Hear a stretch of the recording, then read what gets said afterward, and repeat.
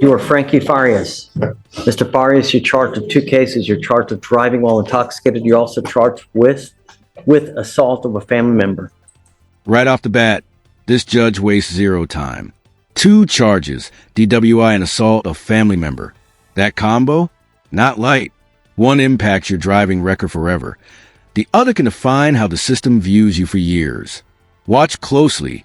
This next explanation will show just how heavy these consequences are.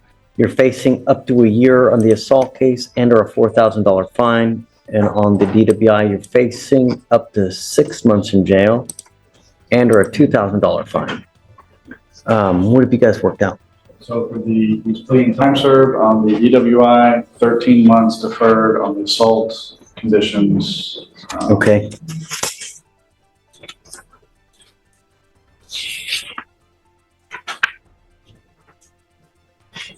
Is this how you understand this agreement? I'm sorry. You have 2 agreements on both of your cases. On the DWI, they've offered you 3 days in jail, credit for the 5 days that you've done. But you need to understand that that charge will go on your record. It's going to be there for the rest of your life. From now on, you are facing a minimum of 30 days in jail.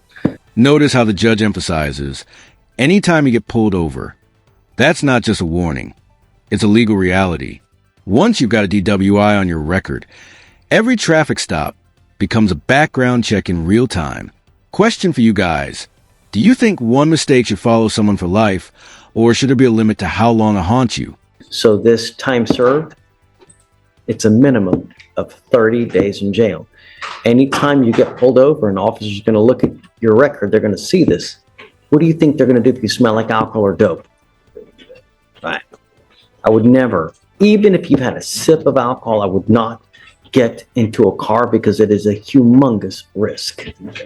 As far as the assault of a family member is concerned, you've worked out an agreement. They're offering you a 13-month deferred. Deferred is a type of probation that if you successfully complete it, you do not end up with a conviction on your record. You must understand, though, that this comes with an affirmative finding of family violence, meaning that if you ever pick up another one of these cases, even if you successfully complete the deferred, you will be looking at a 3rd-degree felony, a minimum of 2 years in prison, a maximum of 10 years in prison. You can also never own a gun or ammunition as well. You will be signing this other piece of paper here, which is a written admonition that you are ineligible to possess a firearm or ammunition as a result of this plea bargain agreement as well. What you need to understand, it's firearm is a very loose term, so you need to understand, if you don't understand what a firearm is or what a weapon is, you need to talk to a lawyer because that's one of the conditions. Do you understand? When you pick up criminal cases, there are a lot of collateral consequences, as you now see. Here comes the fine print of the plea deal. You give up nearly every right known to man. This is an exaggeration. By accepting a deferred sentence, you waive your trial rights, appeal rights, and even your right to remain silent in future proceedings. A plea bargain sounds simple, but it's legally binding and powerful. It can impact you in ways that you never, ever see. That's why you need to strive to never pick up any kind of cases. And when you pick up multiple successive cases, it kills you.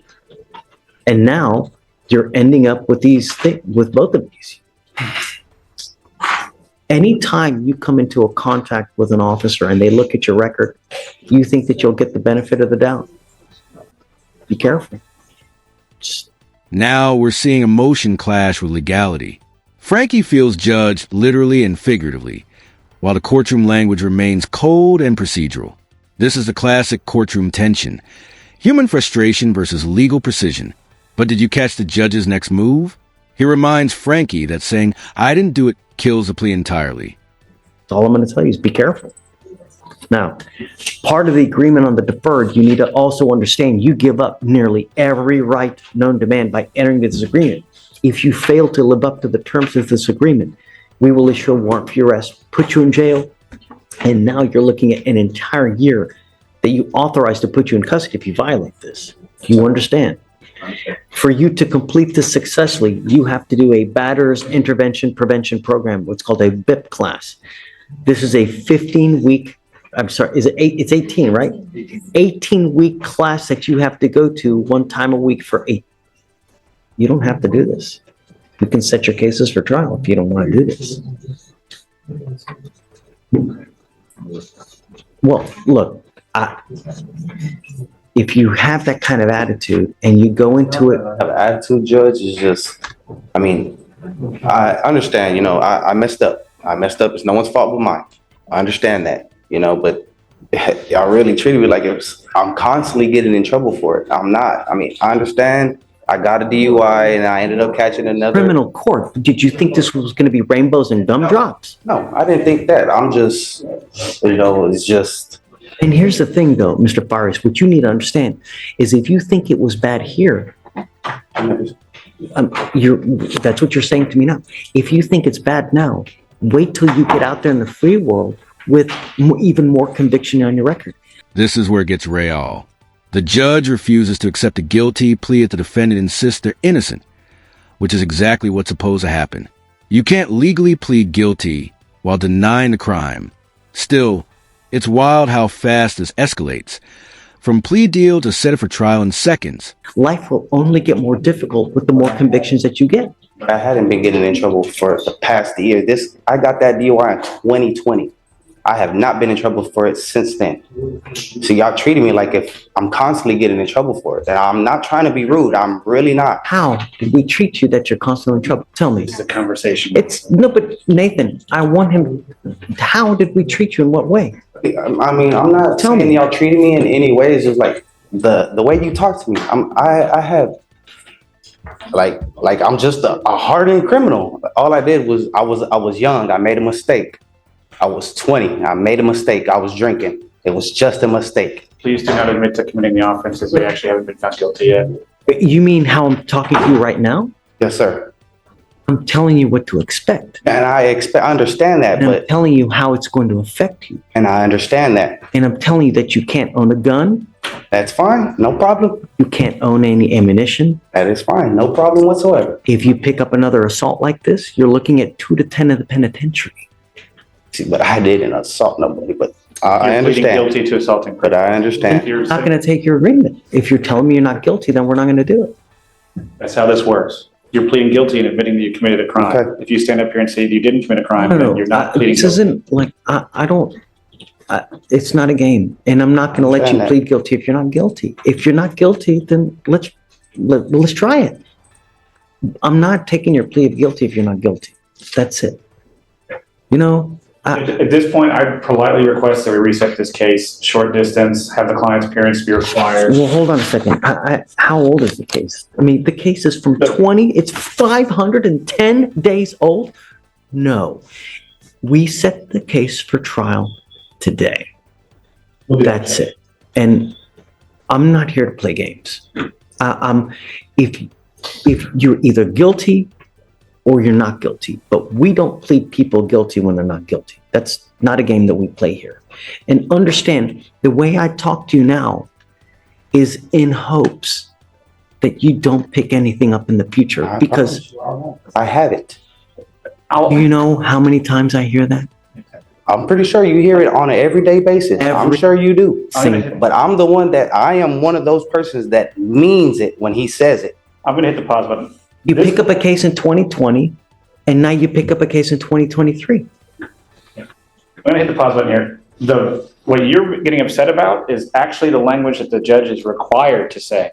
He's not admonishing you about anything special about your case. He doesn't care anything about you. But what you're pleading guilty to carries with it these consequences. I understand. If you plead guilty to an assault family violence, there's an affirmative finding of family violence, as explained to you. A second offense is automatically a third-degree felony. Third-degree felony punishment range is 2 to 10. If it's a strangulation, it's now 2 to 20 because it's a second-degree felony. This is automatic, has nothing to do with you, only has to do with what you're pleading guilty to. The DWI is similar in concept.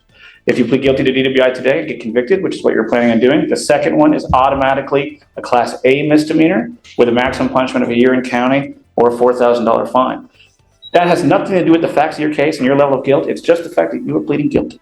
At the same time, I don't like this conversation. We're walking away, and we're going to have a later court date. So you go over here. So If you want to continue on the DWI and tee up the assault, we can do that as well. No, Judge. And just like that, we pivot to another defendant.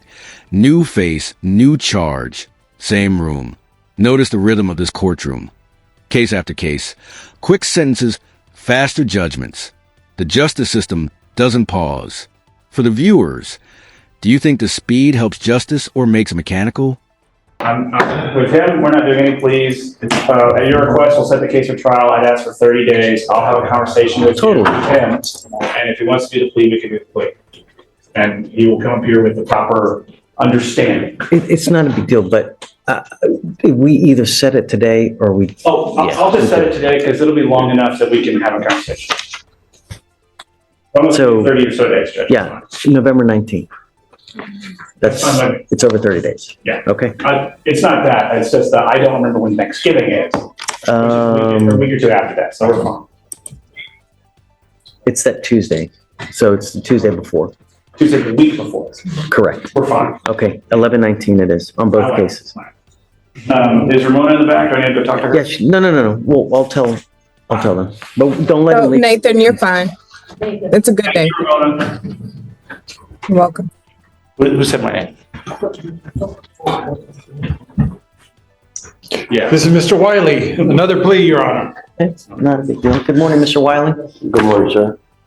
Mr. Wiley, you're charged with failure to identify oneself to a peace officer while being a fugitive from justice. That makes it a Class A misdemeanor. You're facing up to a year in jail and or a $4,000 fine. You guys have worked out an agreement. They're offering you 3 days in Harris County Jail. How much credit does he have? 71 days. 71 days credit that you already have. You're giving up a lot of rights by entering this agreement. You give up the right to a trial, right to compel witnesses to testify on your behalf, confront and cross-examine your accusers. If you're not a citizen, there are possible immigration consequences. You can be deported, excluded from the country, denied naturalization. You give up the right to appeal. Once you accept this agreement, you can never change this or undo this. It will go on your record and you can't take it off. Is this what you want to do? Yes, sir.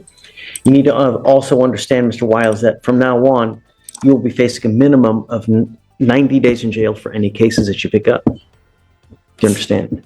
Dealing with the same exact If you crime. pick up cases in the future, it's a minimum of 90 days in jail. Is this what you want to do? How do you plead to the offense, sir? I will find you guilty, sentence you to 3 days in jail, give you credit for the 71 days you've done. I will roll your call costs, so you won't owe anything, and good luck to you, sir. Thanks. Thanks, sir.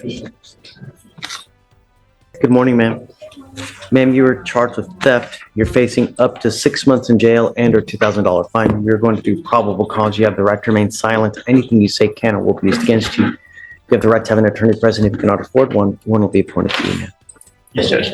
On September 8th, 2024, an officer was dispatched to a target in Harris County, Texas regarding a theft. Upon arrival, the officer met with the complainant, the loss prevention manager, who advised the defendant had stolen from the business. The complainant advised that the defendant had entered the business with no merchandise and with a small pink fanny pack on her person. The defendant was then observed going to the style department and began making selections at the merchandise and then began going into the business fitting room. The defendant exited the fitting room and the style merchandise was not seen, and the defendant dumped the merchandise on the rack in the fitting room. The defendant was then observed going to the jewelry department, and the complainant advised the defendant was observed quickly selecting Kendra Scott jewelry, and the defendant went to the beauty department and was advised that she began selecting Kendra Scott jewelry and hair care department merchandise. And the defendant then went to the home department and then the chemical aisle and began concealing merchandise into the small pink fanny pack and began walking towards the front of the store.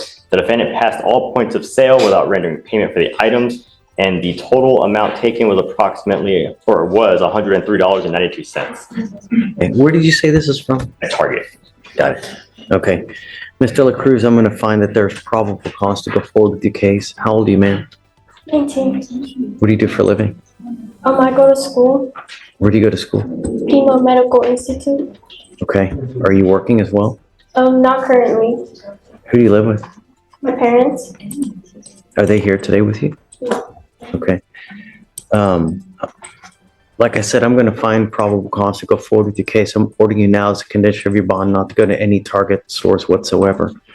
You were given a free bond, so we let you out of jail, and that's how you're here before me. You're not going to get another one. If you pick up a new case, if you go to any target or do something you're not supposed to, I will revoke the bond, put you in jail. You will not get any more PR bonds, and it's going to go way higher than it is now. Do you understand? Yes, sir. Did you want to apply for a court-appointed lawyer, ma'am? Okay, we will give you an application. I'm going to have you go to Victoria, sign a reset. After that, we'll have you take a seat in the jury box. Do not leave until you sign our bond conditions up, okay?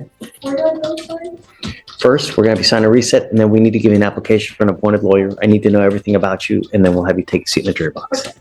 Please.